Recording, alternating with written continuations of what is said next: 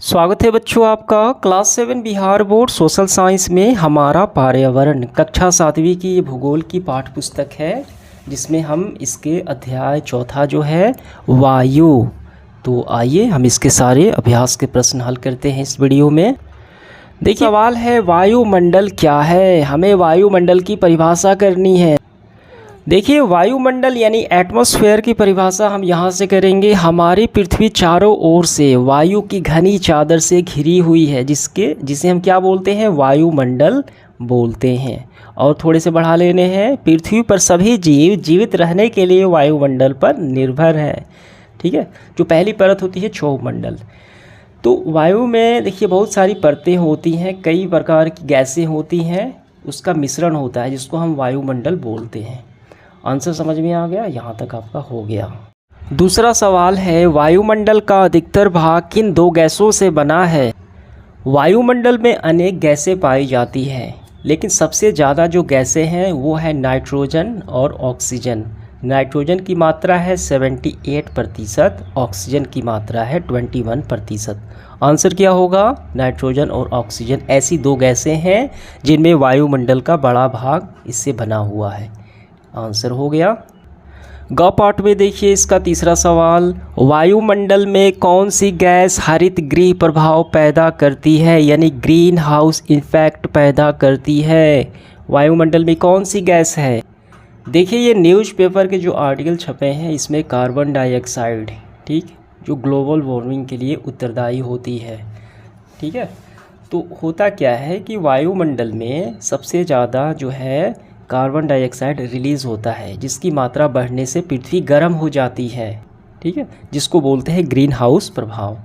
Answer देखिए यहाँ से करेंगे, कार्बन डाइऑक्साइड वायुमंडल में फैलकर पृथ्वी से विकिरित ऊष्मा को पृथ्वी पर रोक कर ग्रीन हाउस प्रभाव पैदा करती है। यानी जो सूर्य से आता है गैस, जो गर्मी आता है वहाँ पे कार्बन डाइऑक्साइड को एक लेयर बन जाती है, वो ऊपर नहीं जाने देती, जिससे कि धरती गर्म हो जाती है, इसलिए ग्रीन हाउस प्रभाव हो जाता है। तो उत्तरदायी कौन सी गैस है, कार्बन डाइऑक्साइड। आंसर हो गया। घ नंबर देखिए, मौसम किसे कहते हैं। देखिए मौसम जो है किसी स्थान की वायुमंडलीय दिन प्रतिदिन की स्थिति होती है। जैसे कि आज बारिश होगी, आज बारिश नहीं होगी, मौसम साफ़ होगा, धूप निकलेगा। ठीक है, ये बदलते रहता है। इसका आंसर हम कैसे लिखेंगे काफ़ी अच्छे से, देखिए हम ऐसे करेंगे, मौसम किसी स्थान की, यहाँ पे ध्यान देना है, किसी स्थान की, यानी हर एक स्थान पे अलग अलग मौसम हो सकते हैं। वायुमंडलीय दिन प्रतिदिन की स्थिति होती है जिसमें तापमान, टेम्परेचर, आर्द्रता, वर्षा और हवा की गति शामिल है। आर्द्रता मतलब वायु में जल वाष्प की मात्रा, नमी शामिल है। यह मौसम की अल्पकालीन दशाओं को बतलाता है जो निरंतर बदलती रहती है। ये सारे, ठीक है, तो ये हो गई मौसम की परिभाषा। अगला सवाल देखिए हमारा है, वर्षा के 3 प्रकार हमें लिखना है। उत्तर हम यहाँ से करेंगे, क्रिया विधि आधार पे वर्षा के 3 प्रकार हैं, संवहनीय वर्षा, पर्वतीय वर्षा और चक्रवाती वर्षा। देखिए यहाँ पे दिया गया है।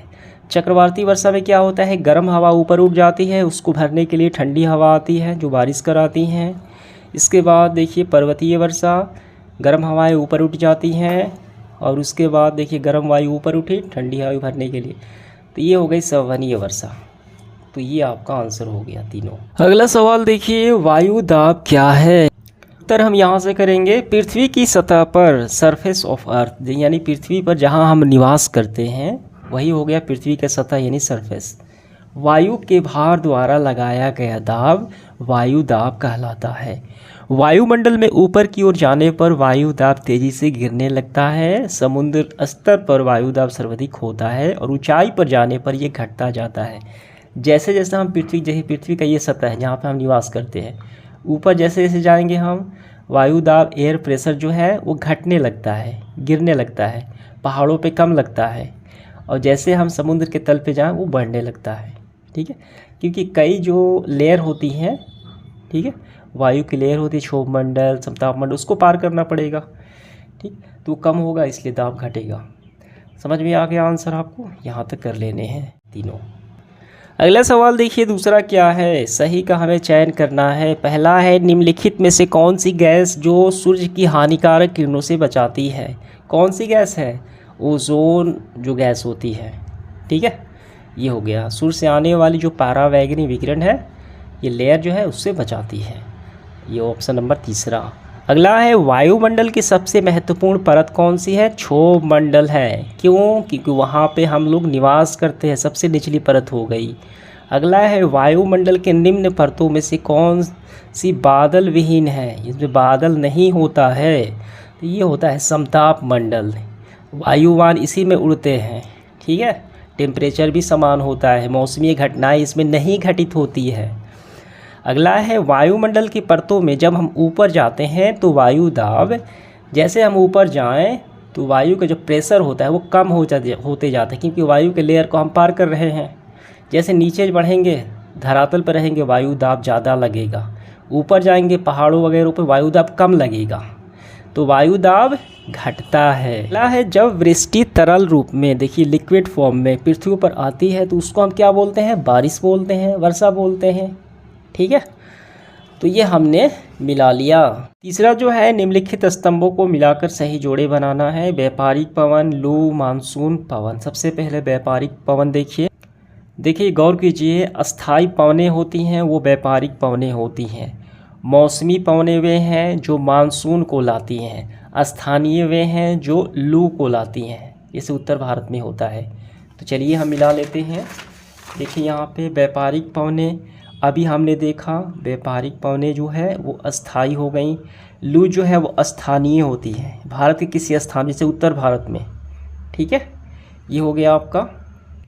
और मौसमी पवनें हमने देखा, ठीक है, वो हो गया मानसून लाती हैं। अब इसके बाद देखिए आखिरी बचा है पवन। जो पवन है उच्च दाब क्षेत्र से निम्न दाब क्षेत्र की ओर वायु की गति को ही पवन बोलते हैं। तो ये हो गया पवन की क्षैतिज गति। ठीक है, देखिए जहाँ पे निम्न दाब, मान लीजिए ये क्षेत्र जो है ये निम्न, जैसे कि अब गुब्बारा आप देखे होंगे, गुब्बारा से जब हवा निकलती है, गुब्बारे के अंदर एयर प्रेशर ज़्यादा होता है, गुब्बारे के बाहर एयर प्रेशर कम होता है। तो उच्च दाब से निम्न दाब की ओर छोड़ेंगे तो तेज़ी से हवा निकलेगी। तो यही तो सिद्धांत कार्य करता है हवा बहने में।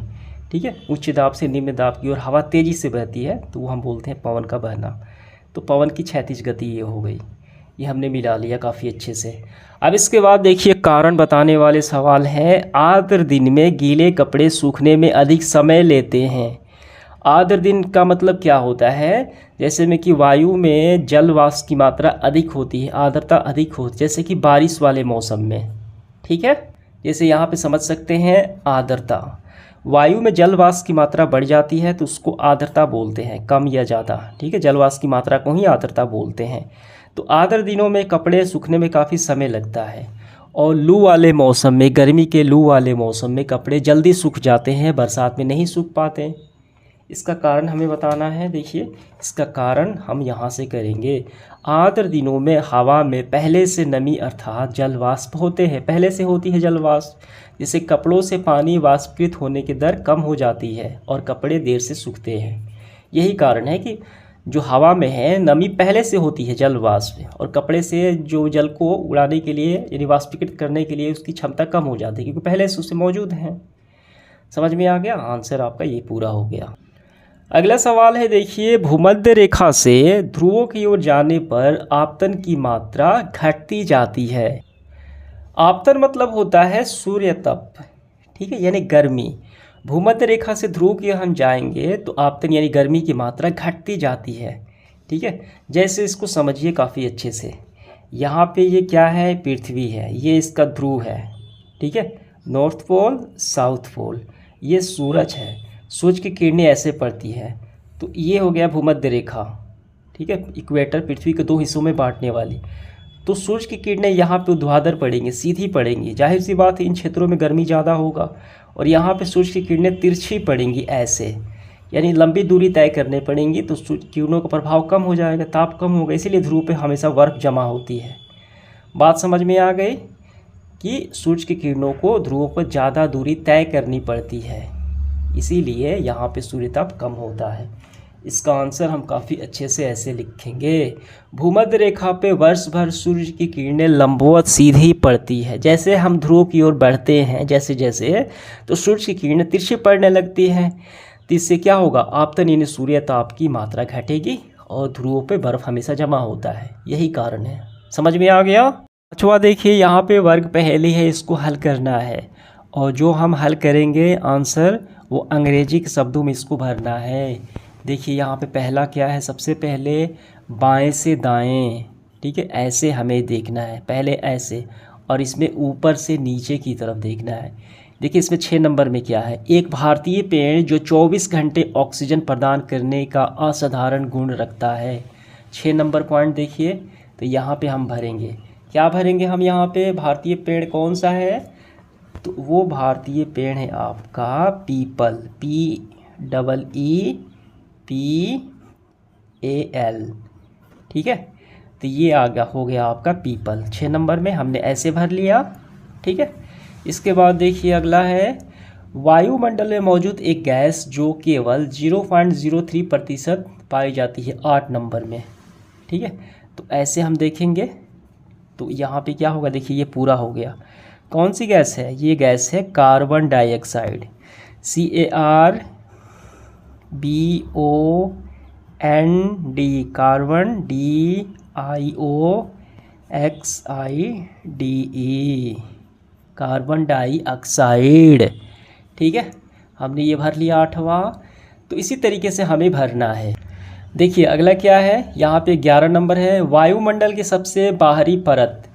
तो 11 नंबर में वायुमंडल की सबसे बाहरी परत कौन सी होती है, इसको बोलते हैं क्षोभ मंडल, एक्सोस्फीयर। देखिए हमने भर दिया पूरा, आपको ऐसे ही भर लेना है, एक्सोस्फीयर। चलिए अगला देखते हैं, हमारा क्या है 12, बहुत सारी गैसों का मिश्रण। 12 नंबर में ध्यान देना है। तो 12 नंबर देखिए ऐसे देखना है, एयर। वायु क्या है, बहुत सारी गैसों का मिश्रण है, एयर हो गया। इसके बाद है 13, जीवित रखने वाली गैस कौन सी होती है, ऑक्सीजन होती है, ठीक है। तो ये हो गया 14 नंबर। 14 कहाँ है, देखिए ये रहा 14, हम इसको ऐसे भर लेंगे, OXYGEN, ऑक्सीजन। 15 नंबर, गतिशील वायु को क्या बोलते हैं, तूफान बोलते हैं, वाइंड। देखिए ऐसे WIND, वाइंड। इसके बाद है 16, एक भारतीय पेड़ जिसका औषधीय गुण के लिए महत्व है, 16 नंबर। तो ऐसे हम भरेंगे, ये हो गया देखिए 16 में, नीम, ठीक। इसके बाद है 18, हानिकारक सूर्य किरणों से हमारी रक्षा करने वाली गैस कौन सी होती है, ओजोन गैस। 18 कहाँ है, ध्यान दीजिए आप, 18 देखिए ये रहा, ओजोन, ये हमने भर लिया, OZONE, ये बॉक्स हमने भर लिया। इसके बाद निम्न दाब क्षेत्र, 19 नंबर क्या है, इसको बोलते हैं साइक्लोन, ठीक। तो ये तो हमने पूरा कर लिया। अब इसके बाद देखिए दूसरा है ऊपर से नीचे, जल वाष्प की वायु में मात्रा, जल वाष्प में वायु की मात्रा, इसको बोलते हैं ह्यूमिडिटी यानी आर्द्रता, ठीक है। वायु में जल वाष्प की मात्रा, आर्द्रता, ये हो गई, ऊपर से नीचे हमने भर लिया। इसके बाद देखिए दूसरा, वायुमंडल में धूल कण के चारों ओर जल वाष्प का संघनन, इसको बोलते हैं बादल। दूसरे में देखिए, ठीक, कहाँ है दूसरा, तो दूसरा आपको ऐसे हमें देखना है, ऊपर से नीचे, ठीक है। देखिए दूसरा गौर कीजिए कहाँ है, दूसरा देखिए ये रहा, क्लाउड, CLOUD, क्लाउड मतलब बादल। इसके बाद तीसरा, उत्तर भारत में ग्रीष्म ऋतु में बहने वाली स्थानीय पवन क्या बोलते हैं, लू, इसको बोलते हैं। तीसरा देखिए LOO, लू हो गया। अगला हमारा, वायुमंडल में छोटे अंतराल के लिए बदलाव, उसको बोलते हैं मौसम, हमेशा बदलते रहता है छोटे अंतराल में, ठीक है। चौथा था, ये वेदर हो गया, ऐसे WEATHER, ऊपर से नीचे हमने भर लिया। इसके बाद वर्षण का तरल रूप, बारिश देखिए ठोस से तरल अवस्था में जो बारिश होती है, तो वायुमंडलीय भाषा में, मौसम की भाषा में वर्षण उसको बोलते हैं। तरल रूप क्या है, बारिश है। 5 नंबर कहाँ है, 5 नंबर देखिए रेन, RAIN, रेन मतलब बारिश। अब 7 नंबर है, पृथ्वी के चारों ओर वायु की चादर, 7 नंबर कहाँ है, इस एटमॉस्फेयर, एटमॉस्फेयर यानी वायुमंडल इसको बोलते हैं, ठीक है। समझ में आ गया। अगला देखिए वायु दाब को मापने वाला यंत्र, इसको बोलते हैं बैरोमीटर। 8 नंबर कहाँ है हमारा, देखिए ये कौन सा है आपका, 9 नंबर है, तो ये रहा बैरोमीटर, ये पूरा। इसके बाद है 10 नंबर, सूर्य से आने वाली ऊर्जा। सूर्य से आने वाली ऊर्जा को बोलते हैं आइसोलेशन, INSOLATION, ऐसे आपका हो गया 10 नंबर। 13 है शीत के दृश्यता को कम करता है, क्या कम करता है, कोहरा। 13 कहाँ है, फोग, FOG, ऐसे। इसके बाद है 17, जब सूर्य हमारे सिर के ऊपर होता है तो हम उसको क्या बोलते हैं, नून बोलते हैं, NOON, नून हो गया। तो इस तरीके से हमने इसको पूरा कंप्लीट कर लिया, समझ में आ गया। अगला सवाल देखिए क्या है, एक सप्ताह का मौसम कैलेंडर बनाएं। विभिन्न प्रकार के मौसम को दिखाने के लिए चित्रों या संकेतों का उपयोग हमें करना है। जैसे यहाँ पे दिया गया उदाहरण के लिए, वर्षा रुकने पर सूर्य बाहर निकलता है, तो ये धूप वाला दिन हो गया। तो ऐसे ही हमें बनाने हैं, टोटल है 7। तो चलिए हम बनाते हैं। देखिए हमने इस तरीके से बना दिया। ये है बादल, बादल वाला दिन हो गया, बादल से बारिश आ रहा है तो ये वर्षा वाला दिन हो गया। देखिए हवाएं बह रही हैं, तूफ़ान वाला दिन हो गया। मौसम खिला है, चिड़ियाँ उड़ रही है, शांत दिन हो गया। भारी बारिश और ओलावृष्टि, ये हो गया। 7 अपने से आपको एक तैयार कर लेना है। तो समाप्त होता है सेशन हमारा, धन्यवाद।